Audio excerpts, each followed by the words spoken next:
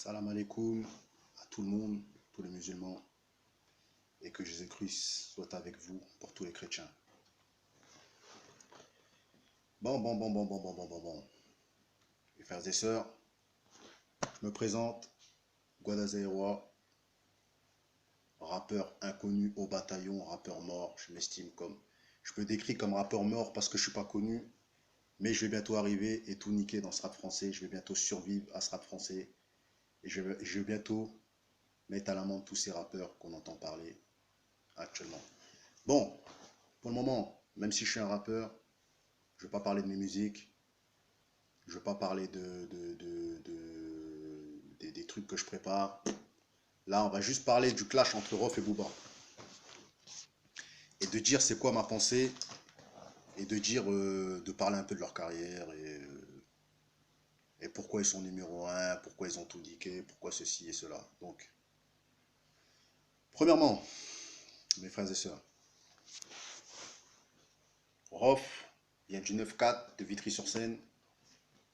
C'est une ville que je connais très bien parce que voilà, j'ai de la famille, enfin j'ai un clone qui était là-bas et tout ça et tout. Donc ma jeunesse, je l'ai passé un peu, j'ai passé du temps à Vitry-sur-Seine. Je connais très bien la ville de Vitry. Donc voilà.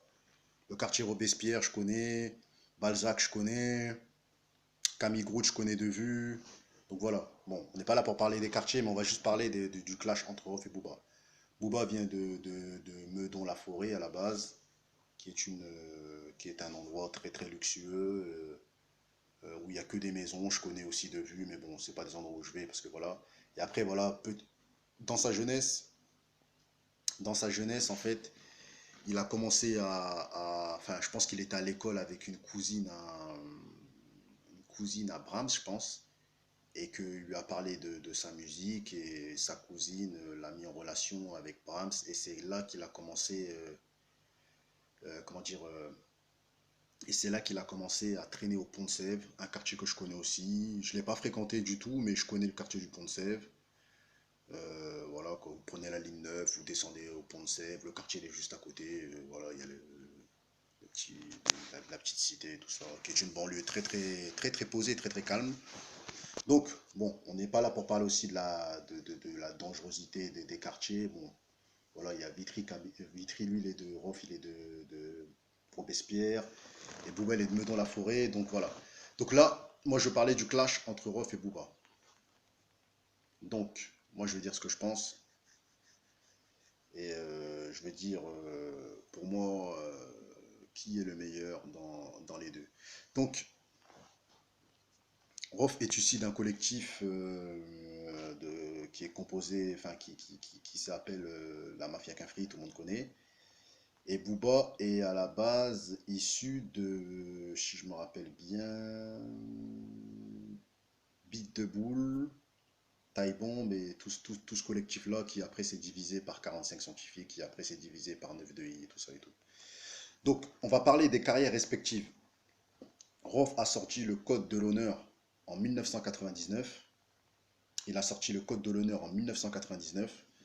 Donc, c'est un album qu'il a sorti, je pense, en indé. Hein, je pense, il l'a pas sorti en majeur, hein, il a sorti en indé. Et c'est un album qui n'était pas très populaire, qui n'était pas très médiatisé dans le sens où Rof, je pense qu'il n'était pas du tout connu. Et Booba, disons que Booba, lui, par contre, a sorti son premier projet, je crois que c'était avec, si je me souviens bien, je crois que c'était avec Ali. Ils ont sorti un projet ensemble. Ouais, je crois bien. Ou peut-être avec le 45 Scientifique, bref. Donc là, on va parler du talent et du clash. Donc, rapologiquement parlant, Rof est très technique, un flow incroyable. Booba, rapologiquement parlant, dans ses débuts, avait un flow et des textes aussi incroyables. Les deux ne parlaient pas des mêmes choses. Rof parlait du quartier et de son vécu. Booba parlait plus de ce qu'il voulait avoir. Depuis le début, Booba a toujours dit, il a fait un son qui s'appelle Cash Flow, où il dit l'argent pourrit les gens, je serai pourri jusqu'à l'os, du cash plein les poches, des meufs et des Porsche. En gros, Booba était un homme qui voulait devenir une star de rap et qu'il parlait déjà de ses rêves, voilà. Donc Booba et Rof sont pas pareils parce que Rof dédicaçait toujours sa cité, son quartier, son vécu, tout ça. Alors que Booba, lui, parlait de sortir du pont de Sèvres et voilà, d'avoir des grosses villas, des grosses voitures et tout ça et tout. Donc Booba a toujours été dans la recherche de la gloire et tout ça, que Rof, je pense que lui, c'était une fierté. Bon, comme il arrive du bled à l'âge de 8 ans, je pense que lui, c'est plus une fierté de montrer aux gens de sa cité, regardez ce que je suis devenu, mais il dédicace toujours la cité. Et Booba, en même temps, ne peut pas faire ça parce qu'à la base, Booba ne vient pas d'une cité. Donc il pouvait pas dire, ouais, moi je suis je suis de Pont-de-Sèvres, alors qu'il est venu traîner au Pont-de-Sèvres. Et après, il se dit un mec du Pont-de-Sèvres, mais il n'est pas un mec du Pont-de-Sèvres à la base. Il est un mec de Meudon et un mec du sud de la France. Parce que sa mère était du sud. Enfin, sa mère était de Meudon, je pense. Mais elle est partie vivre dans le sud. Et voilà quoi. Donc après lui, il est revenu à la cité du Pont-de-Sèvres. Donc si on parle du talent approprié des deux, moi pour moi les deux sont forts. Les deux sont très très forts. Que ce soit Booba ou Rof, les deux sont. Il n'y a rien à dire et tout ça et tout. Après, la carrière de Rof, est-ce qu'elle est plus respectable que celle de Booba?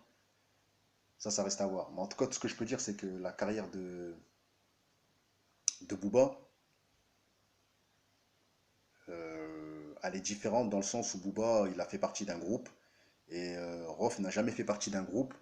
Donc Rof a plus eu de choses à dire que Booba. Alors que Booba, il devait réfléchir à ce qu'il dit et peut-être il devait pas faire ce qu'il voulait dans le sens où il devait savoir si Ali était d'accord ou si Sirdoum, c'est si le groupe était d'accord et tout à l'époque et tout. Donc c'était différent. Donc je pense que c'est pour ça qu'il a voulu prendre son envol et se mettre en solo.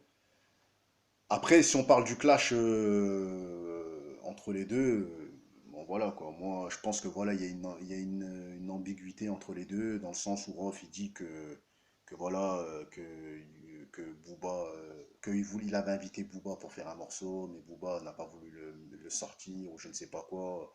Il y a eu des contrats et tout ça. Il y a eu un problème de contrat ou je ne sais quoi.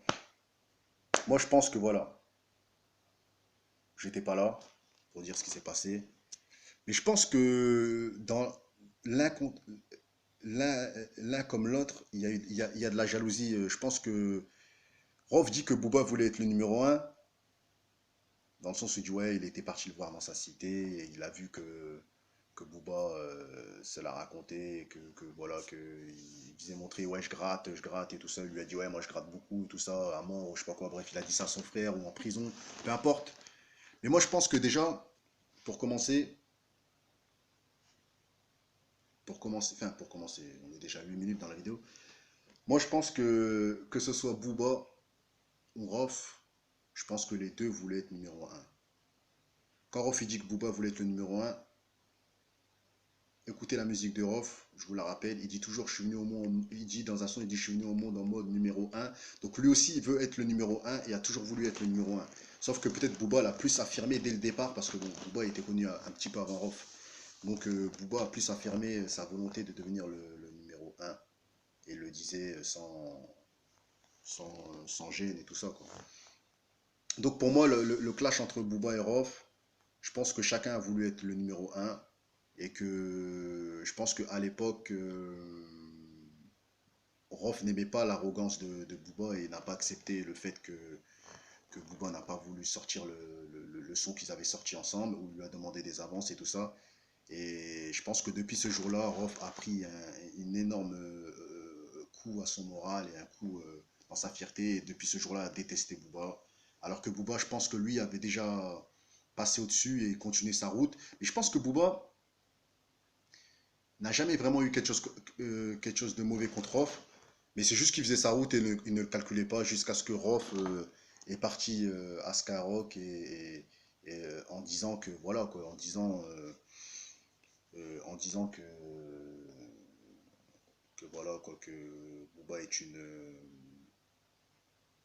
je sais plus ce qu'il a dit encore là. Il a dit un truc un peu voilà quoi, que Booba est une girouette ou je sais plus ce qu'il a dit, peu importe. Et c'est de là que les clashs ont repris et depuis ce clash en 2013, eh ben, ils continuent à s'insulter par Twitter et tous ces trucs-là. Donc, moi, pour moi, ce qui en sort gagnant de ce clash-là, pour moi, c'est Booba. Pourquoi? Parce que tout simplement, Booba, a mis les clashs de côté et a sorti beaucoup de projets. Et j'ai l'impression que Rof, ça l'a touché intérieurement et que ça l'a empêché. Il était tellement obnubilé par régler son embrouille avec Booba jusqu'à aller dans sa boutique et tout péter dans sa boutique et tout ça et tout avec ses collègues. Je pense que ça l'a blessé intérieurement le fait que Booba est resté indifférent après l'avoir injurié Ascaro, qu'il aurait voulu peut-être que ouais, il aurait voulu peut-être que Booba réponde tout de suite parce que je pense que à ce moment-là, Rof était à court de buzz et avait besoin de buzz. Je pense pas que Rof l'a fait, a clashé Ascarok parce qu'il avait vraiment la haine. Je pense qu'il l'a fait aussi pour remonter sa cote de popularité parce qu'il ne sortait plus d'albums et parce qu'il était plus actif et il lui fallait, peut-être il avait plus de maison de disques et il lui fallait quelque chose pour redémarrer. Et voilà, après il a fait son clip, ça fait du bruit et les gens ont parlé de lui. Et donc voilà, tu vois. Donc je pense que c'était plus je reprends ton instru, je te pine sur l'instru pour redémarrer ma carrière. Et voilà. Donc le gagnant dans tout ça, c'est Booba, dans le sens où il a sorti plus de projets et il a été plus actif ces dernières années. Salam alaikum à tous les musulmans que Jésus-Christ soit avec vous pour tous les chrétiens. Ciao.